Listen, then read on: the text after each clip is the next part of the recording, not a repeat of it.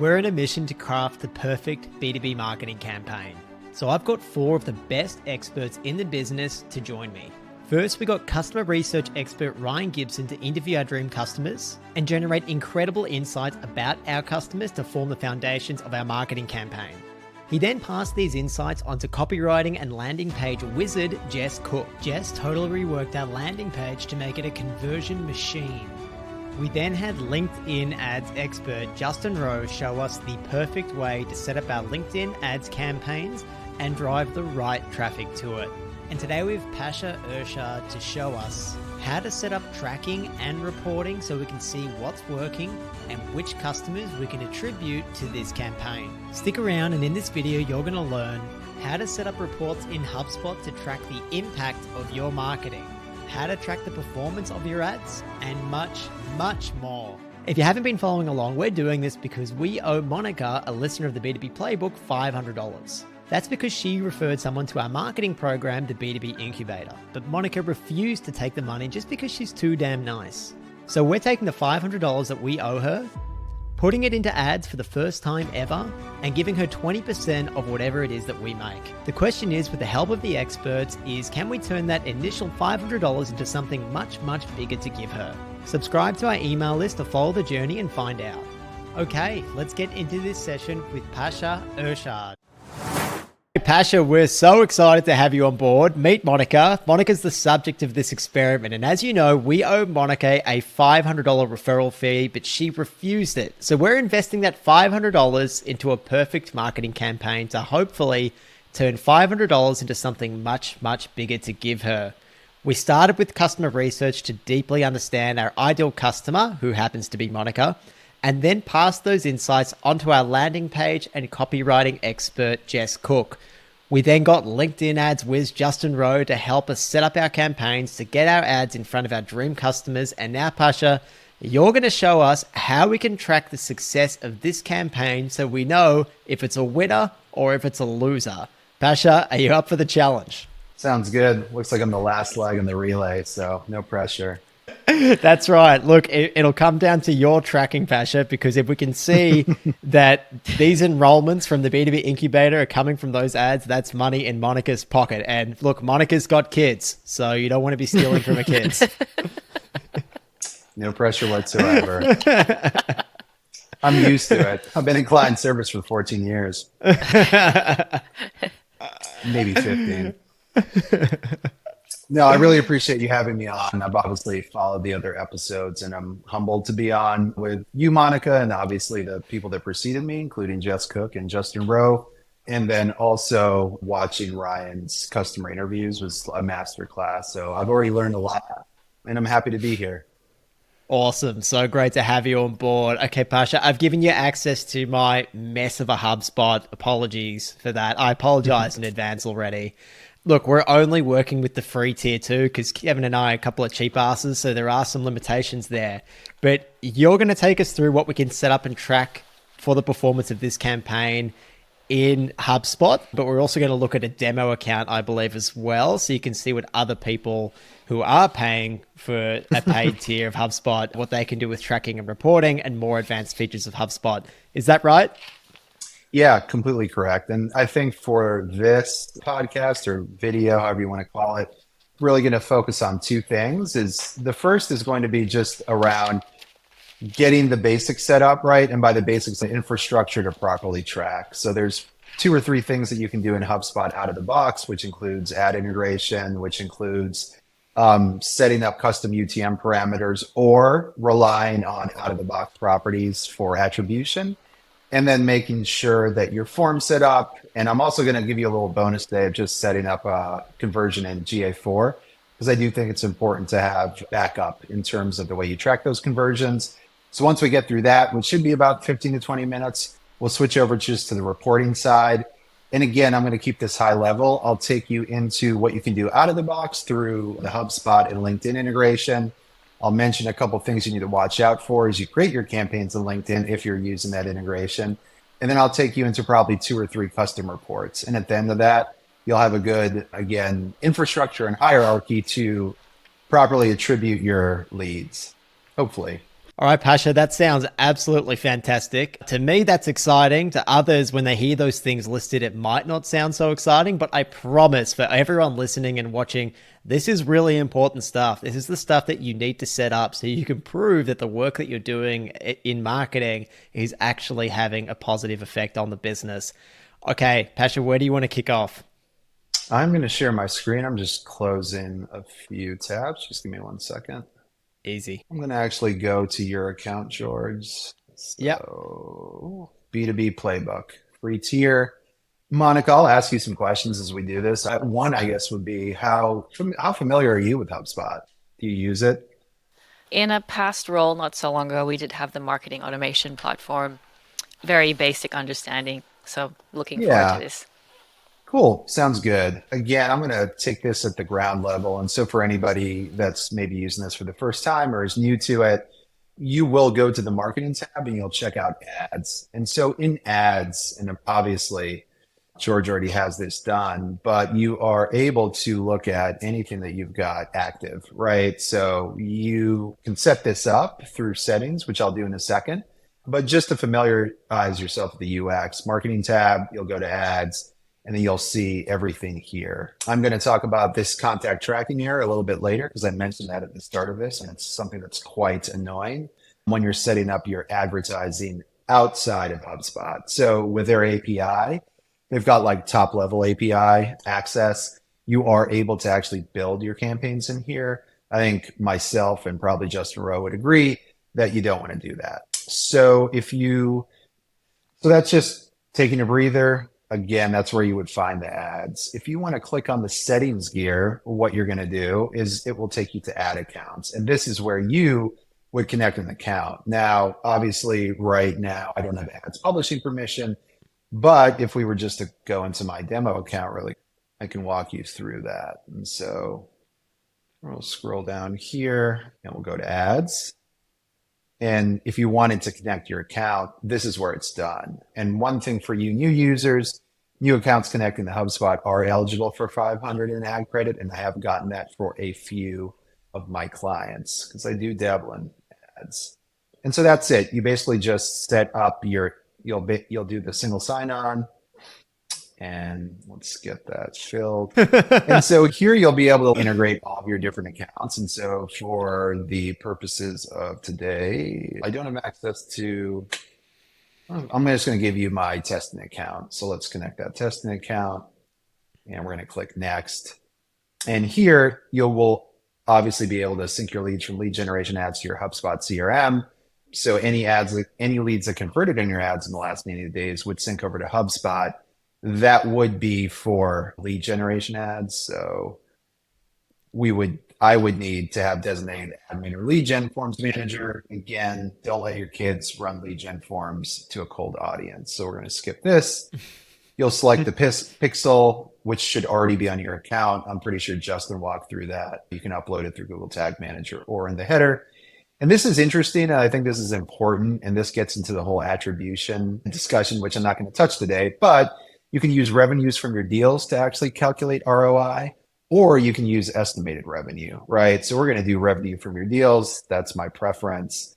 And then you'll go to the ads dashboard, and then you'll get walked through everything. It's interesting to see as you scroll through. You'll be able to see like what's going on. Obviously, I'm using the testing account. I usually just use that for like testing audiences. But again, as you familiarize yourself with this on the setup, I'm just checking time. Attribution reports, there's going to be different ways to build that attribution, and you'll have to take that internally, right? You want it to be the first web session or influence first form submission. I'm not going to go through all that today. Again, I think that is just a philosophical decision you'll have to make at the marketing lead or marketing executive level or business level. But yeah, you can do everything here. You can even calculate ROI, which we just walked through. Is there anything else here? You can actually create audiences in HubSpot from LinkedIn, which is great. And then you can also create events. And George, I know you and I talked about a post about actually creating events. I don't think we're going to do that today, but I did just want everybody to get a sense of it. And then you can actually analyze and again, when we talk about out of the box reporting, a lot of this data is just going to live right here. So I'll pause there for the folks on the phone before I get into some best practices around setting up the right properties and understanding the right properties for attribution. Monica, did you have any questions so far? No, so far so good. Yeah, Okay. really clear from my end too. Thank you, Pasha. Yeah, sounds good. And I will get to goals, but I'll do that in the reporting piece. So again, I told you could create a campaign in here. So if you wanted to, you could actually do it. It's very limited, but I do think it's interesting for the people to on the call to see, and maybe they already saw it with Justin. So now we turn to attribution. And when we think about HubSpot, it's really important to understand how the database works and like the data hierarchy.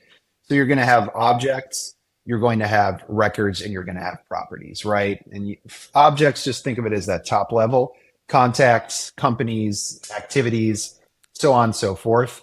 Underneath that, you're going to have records. And so a record to the contact might just, I'm sorry, a record to the contact object is going to be a person, right? And so that record is going to be Pasha Irshad, CMO, CTO, whatever it is. And then underneath that, the information that describes that person is going to be properties.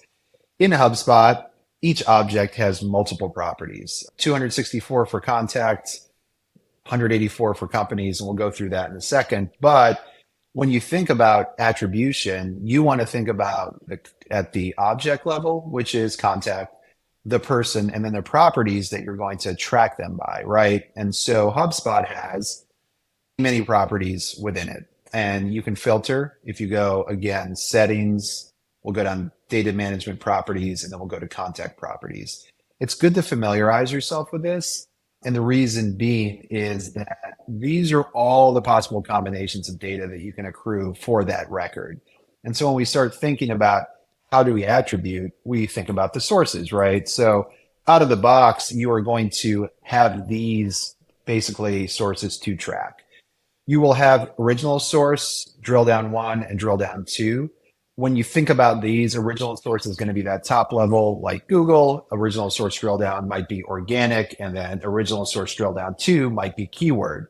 Now, it's very important to note that out of the box, and this is still strange to me, HubSpot does not record UTMs. UTMs rather filter into original source drill down and into original source drill down 2. And the same thing for latest source drill down and latest source date. So original, we came into the website, we filled out a form, we captured that information. Now I go through my customer journey. 3 months later, 2 months later, I come back, I convert again for a demo. Now we're getting the latest source data, right? So those are the attribution points, and those will always capture the data regardless if you have UTM properties. Just to jump in, so you've got original source drill down 1 and drill down 2. Is the issue when you create a URL with UTM properties that you might want to have more than 3 layers of depth to go through? That's one thing. And the second thing is using UTM properties, we find it can be much better for the infrastructure of your reporting architecture to create hidden form fields in your forms. So instead of having 50 different forms, you're just passing those UTM properties through all the time on one form, and each form has its own reason for being, right? So you might have a form strategy that's tiered by intent, and you can just pass that data on easily. And some people, it's just simply preference. And I think that's just what it boils down to. I would say you can get all of that same data up until you're right, drill down 2. If you have UTM content, then that doesn't show up, I believe. And UTM campaign will sometimes go into drill down 2. It's just a little messier. And again, I think it's a preference of most marketing teams to like have everything anchored by that UTM structure. Yeah, makes a lot of sense. I can see why you'd want to create those, and it is very strange that they don't offer it out of the box. Yeah. And if you were to follow Ryan Gunn on LinkedIn, for everybody here, he's got some really great posts on where he goes not deeper than even UTM properties and starts doing things like last asset touched.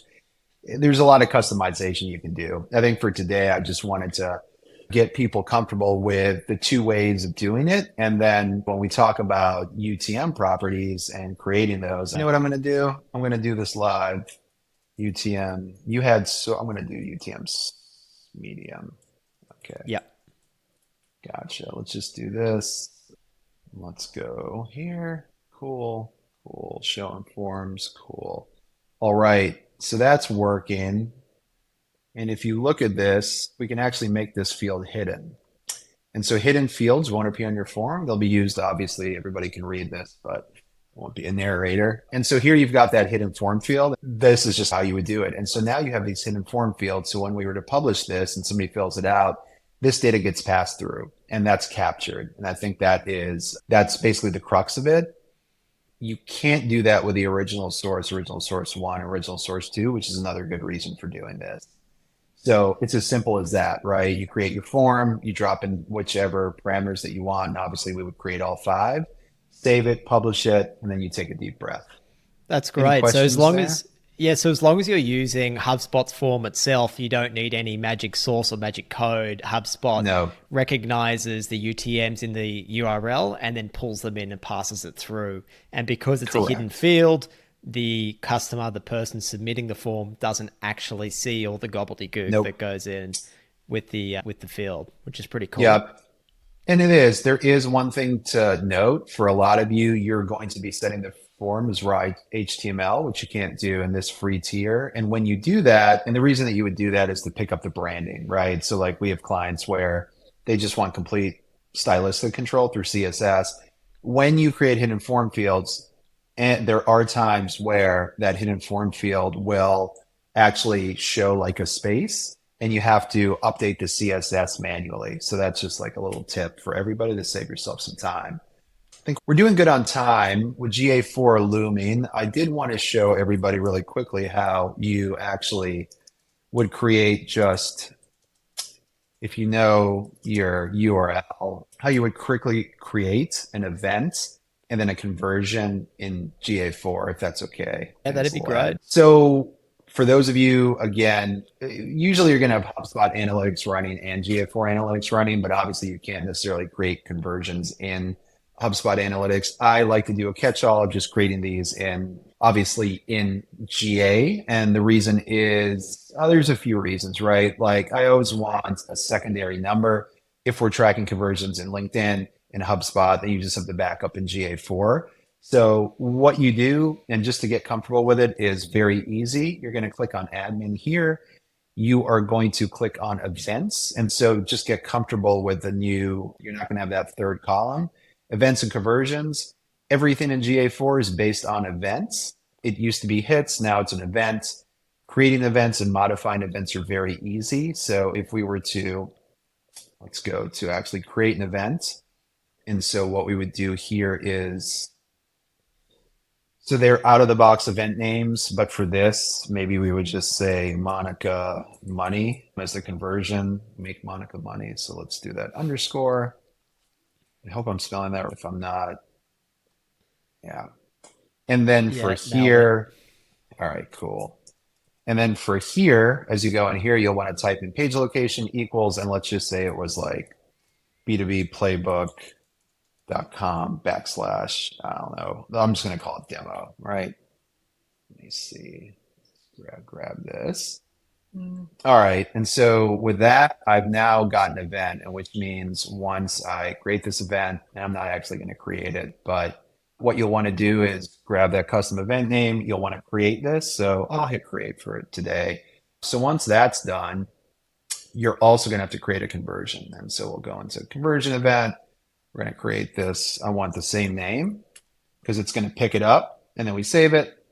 And then we're good to go. Yeah, I'm not going to take you through debugging it, but if you want to debug it, this is kind of, you would go on the website, you would click, you would make sure it fires, and then you would bounce. So I'm going to pause, and I'm going to take you back to, let's take you back into B2B Playbook, and I'm going to go into ads and just quick pause and see if you all have any questions while I take a sip of coffee. Monica, any questions so far? No questions, but I will be rewatching this intently later. I actually have a free GA4 playbook I've made. Monica, I'm happy to send it your way. It's like very helpful. Would love it. Would love that. Yeah, it's built in Notion. And honestly, ChatGPT 4 did most of the work, but I edited it just to make sure. Because there's just like a lot of different nuances in GA4 that I'm seeing that I don't think most marketers are aware of. Okay, so You've set your campaign live. 3 days later, your leadership team is asking where the revenue is, and you're like, "Hey guys, hold on. We need to get some data in." You're buying yourself time.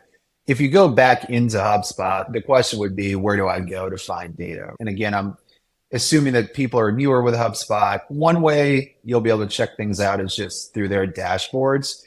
I'm sorry, analytics tools is what I meant to say. And George has none. So I'm going to take you into I'm going to take you into Drew. I'm sorry, but I'm going to quickly take you into your account. Drew won't get mad at me. He won't And if you mind. go into, yeah, he won't mind. If you go into analytics tools, they've got enterprise. They got the whole shebang. And yeah, it's pretty crazy. Yeah, this Must is be like, nice. Must be I very really, nice. yeah, I really like being in here. I'm sure Kristen and Drew will laugh at this if they see it, but like he's got it all. And sometimes I just come in here and like stare at it because I'm also a starter.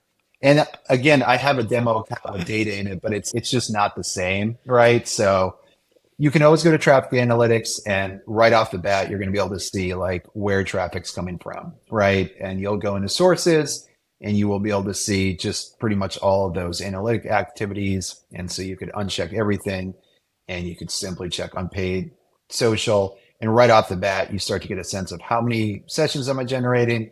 What's the session to contact rate? How many new contacts? You can start clicking into those contacts, which I won't do just because of privacy perspective.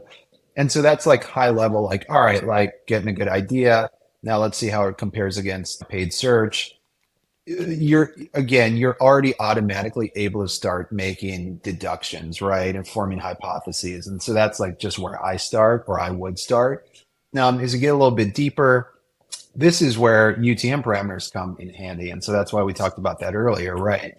If you have pretty much starter and up, honestly, George, you might be the only person I've ever seen with a free account. I'm going to start playing around with that more. No, I'm kidding. But here's where you'll start to see your UTM campaigns come through, right? And so I know that these are LinkedIn because I run some of these. And then you can just honestly see like how those campaigns perform. And if you're to click into those, it'll give you more data. And again, not going to do that, but just so everybody gets comfortable with it, that's just think of that as like top level reporting that you might find in GA, right? And so I'm going to go back to B2B playbook. And here we'll just go back into marketing and we'll go back into ads. And so again, get comfortable with just seeing the data here. You can't calculate ROI, unfortunately, here, but in the paid plan, which I'll jump back in a bit, it allows you to actually set up how you calculate the ROI. And I think we showed that a little bit earlier. And if you click into the campaign, you are able to see the different everything that's going on. And again, this is pretty much, you get to see some here, just not all, right? And I think that's the one thing that I would ding HubSpot on is I really think they should be pulling in like account information into this without us having to go get it, because it's like very easy to get to in LinkedIn. And there's not a lot easy to get to in LinkedIn, which is a story for another day as well. One thing you're going to see here is contact tracking errors. And you're going to be like, oh, is George doing something wrong? No, George isn't doing anything wrong. What George is doing is what any other marketer would do that actually wants to like get shit done. And that is they're duplicating their ads in LinkedIn. Now, I've done this. We all do it. Here's the problem. And here's something you just have to get comfortable with. If you're tracking your data in here in HubSpot, if you duplicate your ads, you're going to get this contact tracking error that comes up. We've talked about this. And so that's what happens, right? And so that does throw off the numbers. That is why I would usually recommend, again, it comes down to preference, I think. And because we're staying in the confines of HubSpot, I don't want to start talking about other tools. So it's just something to be aware of. But feel free to DM me and we can talk about other ways of getting the same data while you pull it into HubSpot. And again, go ahead.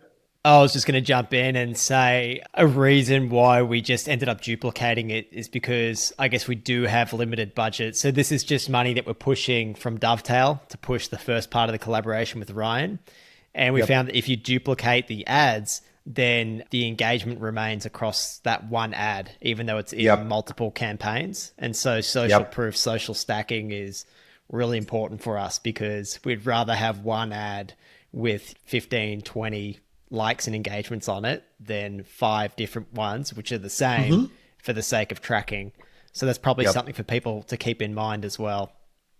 Yeah, the more seasoned the ad, the better. I think it's you're doing it the right way. Even if you weren't doing it for a reason, sometimes you just have 20 ads to make, right? Create. And Yeah. to do it one by one just doesn't make sense. So again, that's the first thing. The second thing is good old attribution. So you'll just want to get comfortable with the types of attribution that they use for this report. There's many others, right? But here it's going to default to first form submission, and you can read that.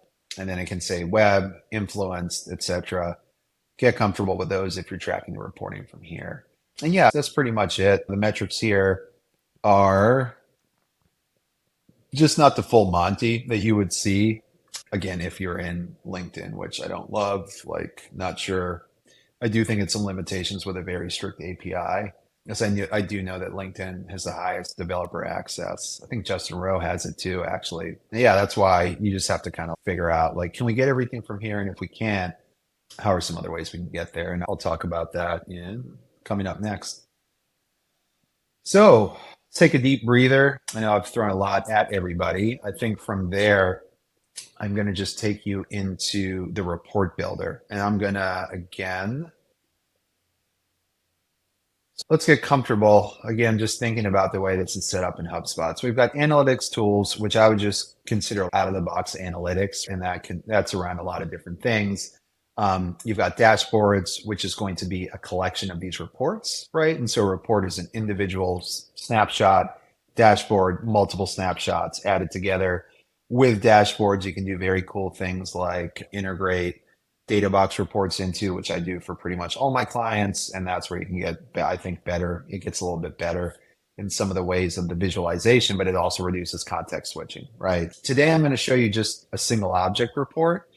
So if you think about the kind of reports you can create, there's a lot. Unfortunately, George, I don't believe it. I don't think we can create all those reports. So I'm going to do this here. Please.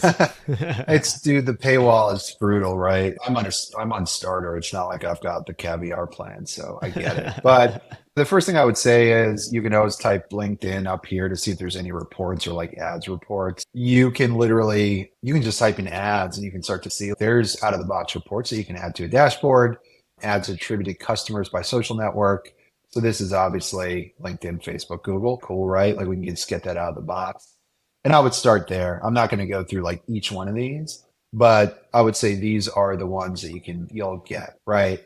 I think most marketers, after you've had a few weeks of the campaign running, after you've had 90 days, you want to start understanding like, how is this affecting our pipeline? So in HubSpot, everything's going to be anchored by the lifecycle stage or deal pipeline stage. I think for today, we'll just go with lifecycle stage. And so you'll just want to think about a single object report. And so when I spoke earlier about thinking about that hierarchy of object, record, properties, just think about the object we're reporting on, and that's going to be the contact, right? So whoever that contact is and their data. If we click into this object report and then we click contacts, we greeted with a screen. And again, for the purposes of today, since I don't have a lot of hidden UTM fields, I'm going to just do original source, right? But I want to show y'all why. And you can do this with UTMs. So just think of if you're watching from home, you can literally just swap out UTMs here. So when you create this report, these are the properties that you're going to report on, right? And we've got create date, lifecycle stage, which is important because I want to understand what sources are driving different lifecycle stages. We'll take that to visualization. We really just start simple, right? So we think about, I'm going to do original source here, and I'm going to do count of contacts. And I'm going to actually switch this, and I'm going to put life cycle stage. Now this starts to get interesting because I've got this big list of original source, and I have, again, paid social, right? So I'm like, oh, okay. Now I've just got a quick snapshot. Again, it took us, less than a minute to say, okay, it looks like paid social is driven, 2 leads, 3 marketing qualified. You can see it. You can see that. Now I want to get a little bit more detailed, right? So what I'm going to do is, and this is the most important thing I think for single object reports, is just setting filters. And so I'll want to look at create date and I'll just want to say, all right, create date is, let's just say it's after, I don't know, let's say February 1st. And we're going to update that. And now I'm going to want to set some other filters. So I'm going to want to say original source has to be paid social, right? So all I want to see is that. Okay, wow. Now I've got clean data and I can actually see the visualization here. And now I can start to play around with it, right? I can say, hey, 12 lead, you guys see this. It's Yeah. however you would like to view the data. Go ahead. Yeah, and I was going to say that's such a great breakdown to see, I guess, at a quick snapshot of all the different performance of each of your channels and what leads they're bringing in. And I assume you change the attribution here as well. So that's a good question. This is pretty much first touch, right? This is just saying somebody came in through paid social as the original source and they came into the system. I can talk about attribution in 1 second. I think what's important here too is you can delve deeper into this, right? So based on the what we've got here properties wise, if I go into like opportunity, then I can start to see, oh, paid social came from LinkedIn and Baltimore crew ads actually drove this opportunity. And so then you start to get that deeper lens into it. And this is where marketers should be spending time to understand. Because, back in the day, it was like, hey, CTR, impression, everybody patted themselves on their back. Maybe they got some conversions that didn't go anywhere. I would say the modern marketer of 2023 should be able to go into a report like this, build these, and really start understanding it. Because you're going to have to up level this at some point to leadership, but there's also this intrinsic value in just like understanding the way all this stuff works together and just being able to speak to it, being able to find it and getting comfort with it. So you asked a really good question about attribution. That isn't, so if we were just to look at, I don't want to click into a contact record because it's live data, but if we were to click into that contact record, you would be able to see like exactly where they come from. But this is just assuming if it's original source, that means they came in through a paid social ad, basically. Whereas if we clicked out of this and we left this and we said, hey, Pasha, let's see what attribution, then you can actually go into, let's see here. You can go into this custom attribution reports and then you can start building in here. And you could go into paid social and then you're starting to see, yeah, it's going to get pretty complicated, but you get the gist here, right? This is where you would choose the attribution model. And so if you're in the attribution report, which I believe is professional enough, you can start looking at things like the first interaction or last interaction or linear or the J-shaped or the inverse J-shaped or the U-shaped or the time decay. Yes. So like you can do all this, but I think if you're just kicking off your campaign, simple campaign, first 90 days, I'm not even worrying about this, right? Like I'm just getting the basics set up, but it's there. It's just, if I'm thinking about it from the role of just like a B2B marketing manager, a lot of stuff on your plate. I think you and I talked, George, a lot about just like focus and keeping things simple at first and getting leadership buy-in. And so I think the best way to do that is with the simple stuff. I'll pause there. Yeah, I think the last thing you want to do is confuse your Oh my leadership God. with all these chats about attribution and the different Dude, models, and like they it's a don't care lot. about that at all. Monica, can you Yeah. maybe Of shed course, some light on that? they'll just want to know, did it make any money? Don't worry Yep. about all these curves and stuff. That's all they care Pretty about. much. Yeah. And that's, I do think where it gets interesting. And I did pull this up for you. And I did want to show this to you both. Last year at Inbound, one of the big changes that HubSpot rolled out product wise was customer journey reports, right? So if you think about it, you can actually build a journey. Now in HubSpot, there is something called ad interactions, which they track.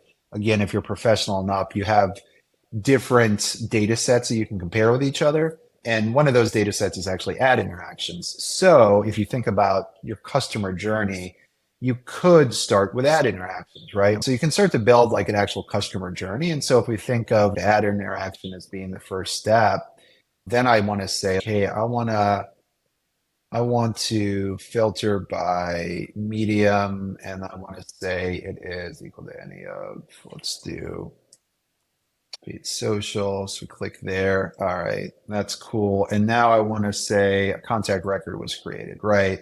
And I'm going to include anonymous visitor data, and I'm going to quickly run a report. And so now we actually have data in here. And so let's start getting, I like a bigger data, bigger time frame. Cool. Got all that. Refresh the report. So now we're just like looking at the whole year, and we're just looking at, so we're basically looking at, there's been 7,742 like ad interactions, and then how much of that actually turned into that next step of contact. And so then you're looking at like the conversion rate, right? This is where you and the team could start to tell a story from an ad interaction, which is either a website visit or a conversion. That's how HubSpot defines it. But basically what I'm saying here is, like, hey, first step in the journey is like the ad interaction. Second step is a contact record is created. But there are other things that we could do with it. And so maybe we want to say like, maybe they opened an email. Does that happen somewhere in here? So, and we refresh a report. And again, you'll know your customer journey better than obviously anybody. But now you just start to see, oh, okay, cool. So after they converted on an ad, after they interacted with an ad, 47% open an email. And so then maybe after that, you put a life cycle stage in, and now you're starting to look at like a version of the customer journey with actual touch points and data within HubSpot. And I think that's where it becomes very powerful. Checking time, we're doing good. I'll pause there. This is new. And you can also do different, right? So they like the Sankey. You can do yield vertical funnel, which I really like. And then you can obviously include, you can save this report and add it to a dashboard. So that's what I do for some of my clients. I usually drop the funnel. It's a little easier, but you get where we're going. And again, you would just filter it by UTM. So you can just filter it by, I don't know, ad network. And let's just say let's do LinkedIn. This should work. If it doesn't, it works. There you go. Beauty. And so this is everything that comes in through LinkedIn, right? And again, now you're drilling down and you're saying basically, okay, they interacted with an ad, then a contact record was created. So it took about 19 hours. Then 12 days later, they opened an email. And you can really build some cool stuff here while also informing your strategy. So this is great then for giving you just more of an overview of what the customer journey looks like from that first touch point all the way through to whatever action it is that you want to define. So here you've got their first interaction from LinkedIn, and then I think it says the average time for someone to go from an ad interaction through to becoming a contact record is 19.2 hours. Yep. And then beyond that, to become someone who opens up an email, the average time from there is 12 days. Yep. And then we can also layer on became an opportunity. I'm not going to do all that right now just because I don't want to give away too much data, but I think it's just interesting. And you should be, it just depends, right? I think most people do customer journey mapping and get a sense of, hey, like this, like for your GTM, whatever it is, it's like, hey, from step A all the way to renewal, these are the things we think they're doing. Well, now you can take those things you think you're doing or the way that you might want them to do, understanding it's an ecosystem. Again, to quote Justin Rowe, you can just start to you can really get a sense of like how everything works together as it relates to HubSpot. I mean, on your left-hand side is everything that you can put in here, which also includes like sales email clicks, right? So that would be if they're sending sequences from HubSpot. Pretty cool, new, definitely like it. So I like that. I like that because once you map the customer journey and you get the average kind of lead times between each step, once you're a pretty well-oiled machine, you can start to look at each of those steps and go, how can we reduce the time between each step to move people through the funnel faster? Is that right? Yeah, 100%. And it could also just inform, okay, this is really interesting. Like usually when somebody sees an ad, they do like this other thing. So like maybe that informs you to set up a workflow that like in 12 hours to, I don't know, reach out for like a LinkedIn tap or something, right? It just all depends. But I think there's definitely, you're on the right path there. And like, for instance, I just added like a CTA view, right? So if you use HubSpot CTA Builder and you have them on your website, you can actually say, hey, this person interacted with an ad and they saw a CTA. Again, like it's very just interesting to see how it changes everything. But that's that. I did want to touch on one final thing, which I think is important for everybody. And again, you need to have like professional and up, but that's the custom report builder. So this becomes very interesting and very cool because you can, again, basically build you can combine 5 data sources to report on it. And so within that, there's a couple things that are in beta that have just rolled out. Marketing email analytics, which is much needed, finally is out. And you've also got ad performance metrics. But ad performance metrics can only be joined with, so it has to be the main, I believe it has to be. Ad performance metrics would have to be the main data source. And that alone, you can actually report on. You can pull in data. So like you can do, let's see here. This is where you can pull in actual ad data and see that in here without necessarily having to go into LinkedIn. And so you might want to just look at like clicks, and you might want to look at, I don't know, let's see here. Let's go to ad network. Yeah. And then you can just see like really quick, right? But this is actually data from those that you can't really get otherwise. You can create custom reports based on that. That's very cool. It's new. Haven't played with it a lot. I think it's important for everybody to note. So that's one thing. I think the other thing that you can do with this custom report with multiple objects and up to 5 data sources is you can also do add interactions by contact. And so again, now you're going to have properties from contacts and then add interactions by contact. So you can start pulling in like you can again look at like the ad network. So then I guess you could filter this down to start seeing, we've got the ad network, we've got the company name, and then maybe we want to see how many interactions they had. So filters is always good. So let's just say we want LinkedIn, and then let's say we want this timestamp, we want this year. There you go. Very nice. Finally, sorry. So this is cool right. because now you can see the kind of ad interactions by contact at the different companies by the ad network. Very cool. And you can actually see the company name. And then we can filter that deeper. So this is what we're looking at is LinkedIn, right? So we know that LinkedIn has driven like 3 interactions at these different companies. And you can start to break it down like this. And It can these are take some time with companies. this. These are companies that are already in your company Yep, list in HubSpot. Is that right? 100%. Yeah. So they're associated with a contact, and then there's also a campaign name here.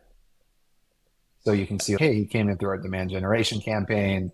He works here, but we know that he has had 3 interactions. So you can see the company level by the contact, the interactions that they've had, which is very cool. So this could be particularly useful then for saying, are we getting in front of the right companies? If we have a Yes. list of 50, 100 companies, maybe even less, are we getting our ads in front of the right people? Are they interacting Yep. with them? And are they actually taking meaningful action off the back of that as well? Yep, 100%. And then obviously like with a larger time frame, you get more data, which that kind of, I guess that throws everything off because there's so many like little companies here. And Yeah. so actually what you can do here is, let's see something. I'm going to set a limit and I'm just going to want to do the top 5. This little trick that actually Kristen Trainer from Lasso taught me. Thank you, Kristen. And there you go. So now we've got our top 5. We can see, hey, like this company, these people came in through this ad group, right? And we can actually like drill down deeper on that. There's a ton you can do with this report builder. I'm not going to go super deep into it because like it's not that I get out of my depth. It just can get very unwieldy. But I think you've seen the progression from, hey, this is like just straight up analytics, then into the platform, then hey, we want to delve deeper, right? Like there's a lot you can do with HubSpot. And really, you can do most of it with a professional. Enterprises like Jedi unlock everything. But yeah, I think this is like super valuable for anybody that's starting off in the campaign. And we'll get as much data from the campaign that you're running as we can. But I think George and I did want to show like the other ways you can get all this stuff working together. Yeah, I really appreciate you showing just how much you can do and how much you can track based on the different tiers that you have. I think for us on our poor man's free tier, I think we're probably just going to have to look at original source, drill down 1 and drill down 2. And we should get that, Yeah. shouldn't we, Pasha? Because we have the LinkedIn ads integration and we're using UTMs as well. So we are looking at passing that through too. And then probably I'll just be looking at self-reported attribution as well. We're not Yeah, dealing in the thousands of contacts. We're dealing in the tens to hundreds. So it's very manageable at exactly. this stage. And that's the thing, like you'll be able to see at the form level, like what's coming in and the source behind that. So it's not like it's going to be like rocket science, right? I think one of these Elementor forms is, the one you're tracking. You'll see the form submissions. You'll just click into these bad boys, or you'll just manage column and you will see, that's right, blah. Okay, that's fine. But yeah, you'll just click into any one of these people and then you'll see the data on your left-hand side, right? Super easy. I mean, if we were going to click on somebody, and you can probably edit this out, but just so you know, you'll have left-hand side is going to be those properties associated with the record, activities in the middle, associations on the right, and you'll see like this stuff. But if you look at all view properties, and then we go in here and we go UTM, then you can see UTM and UTM source. And let's just say you add that to your view. And then let's say you also want to see like original source. Oh, look at that, right? You get everything right there. So there's a million ways to skin a potato. I'm a huge cat lover, so I'm going to use that. But you guys get it, and gals. That's all I got. Hope it was good. It was fun. It was actually fun. Fun thing I've done today. That was a mammoth effort. That was really, really, really good. Thank you for being so patient with, again, my horrible free account No, it's designs. again, a lot, but I think it's important to note that a lot of people we're speaking to probably aren't going to have a lot of resources, right? So it's important to know like the limitations and again, usually if you have those kinds of limitations, you're not going to have this insane like lead volume where it's going to overwhelm you, right? So you're probably going to start slow. You're probably going to have one channel. You just need to like get enough data to cohesively understand what's going on and then also tell that story to leadership. And then as your program scales, usually the department scales and your tech scales, right? And as that happens, they put in more money towards HubSpot. You start unlocking stuff and that's how you learn. But yeah, I mean, HubSpot's an investment. Again, I'm a partner and almost gold partner and I just run starter because it's expensive. Yeah, and it probably for your needs and purposes, that's just fine.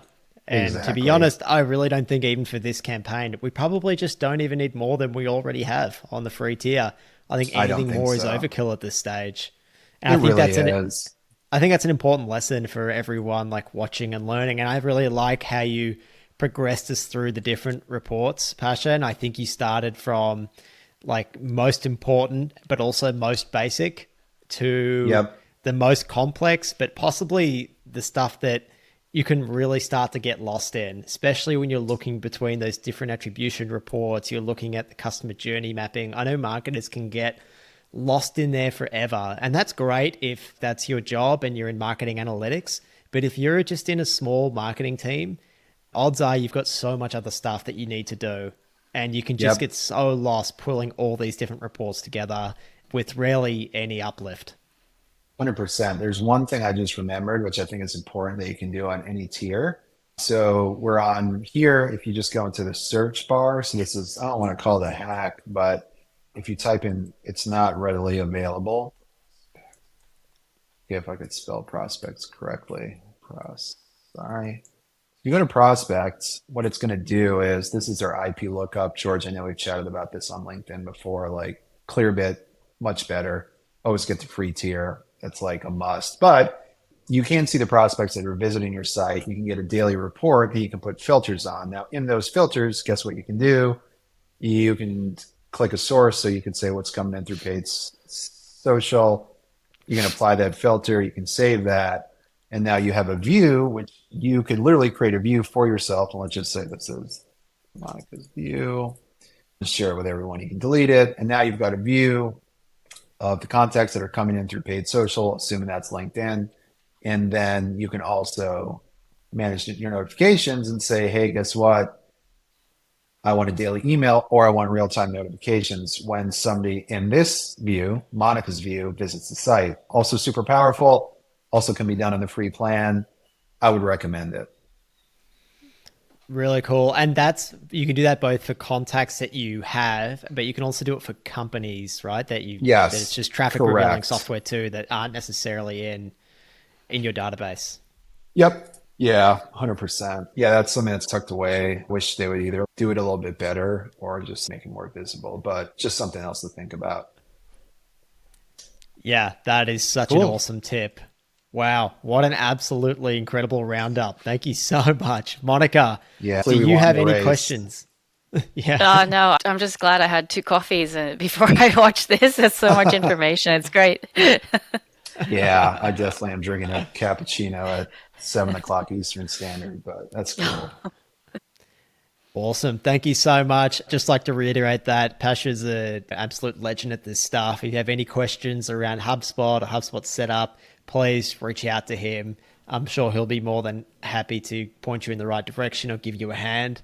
Thank you so much for your time. And thank you, Monica. I really, really appreciate it. A huge thank you to Pasha. What an absolute masterclass that was in all things tracking and reporting in HubSpot. Now we're going to launch these ads and we're going to let the campaign run for about 4 to 6 weeks. Next, we're going to share exactly how this campaign performs and include details like how much pipeline is driven and how much revenue driven, what we needed to adjust on the way, so we can share all our learnings with you. Remember, we're releasing all of this as it happens, so make sure to subscribe and follow the journey so you don't miss out.